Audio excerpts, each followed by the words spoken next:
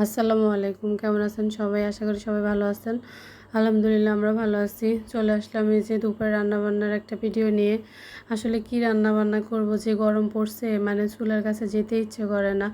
তারপরেও কিছুই করার নাই, রান্না করতে হবে, খেতে হবে। তো আজকে রান্না করব হচ্ছে করলা ভাজি। অলরেডি করলা ভাজি বসাই দিলাম। আর হচ্ছে পাবদা মাছ ভুনা করব। এই যে করলা ভাজিটা হচ্ছে আমার কাছে হচ্ছে করলা ভাজিটা একটু মশমশা করলে ভালো লাগে, ভিজা ভিজাটা ভালো লাগে না। আর হচ্ছে এখানে হচ্ছে পাবদা মাছটাও হচ্ছে কেটে নিলাম। তো ফার্স্টে ভাবছি হচ্ছে পাবদা মাছটা ভেজে রান্না করব।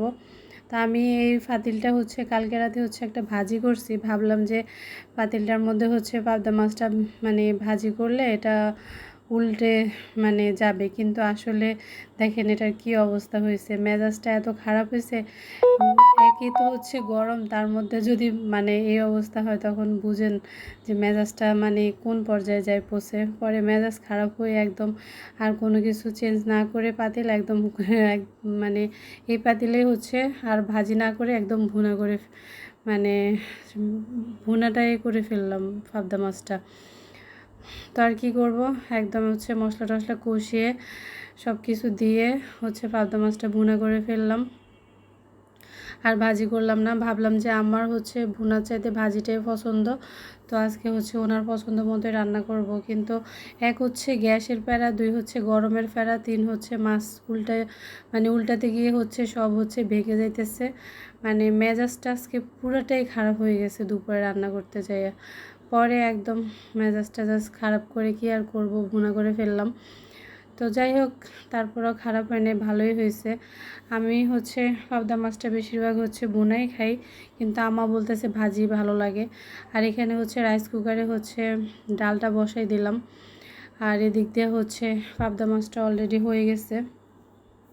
তো আজকে তেমন কিছু আর রান্না করি নাই, ডাল রান্না করলাম, তারপরে হচ্ছে পাবদা মাছটা এই যে ভুনা করলাম।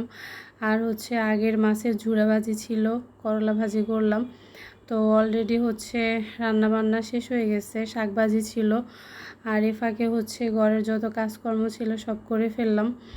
আসলে মানে বুঝি না, এত গরম পড়ছে কার কেমন লাগতেছে জানি না। আমার হচ্ছে মাইগ্রেনের ব্যথা আছে, আমি আসলে গরম সহ্যই করতে পারি না। আর তার মধ্যে হচ্ছে চুলার কাছে যেতে পারি না। এই তো ঘরের সব কাজকর্ম শেষ করে অলরেডি হচ্ছে গোসলও করে নিলাম। এই তো সব কাজকর্ম শেষ করে ফেললাম। আর হচ্ছে সন্ধ্যার পরে একটু বের হয়েছি, বাড্ডা গেলাম, একটু কাজ ছিল, একটা ফার্নিচার কেনার ছিল, ওটা দেখতে গেছি। কিন্তু কাজের বেলায় কিছুই হয় না, গরমে আরও অবস্থা খারাপ। আমি তো মানে পুরাই অসুস্থ হয়ে গেছি। ভাগ্নি সহ ভাইয়া সহ বের হয়েছি, কিন্তু আসলে কাজের বেলায় কিছুই হয় নাই। আমি একটা সোফা কাম বেড দেখতে গেছি, কিন্তু বাড্ডা হচ্ছে ওখানে হচ্ছে অর্ডার দিলে পাওয়া যায়, কিন্তু আসলে রেডিমেড পাওয়া যায় না।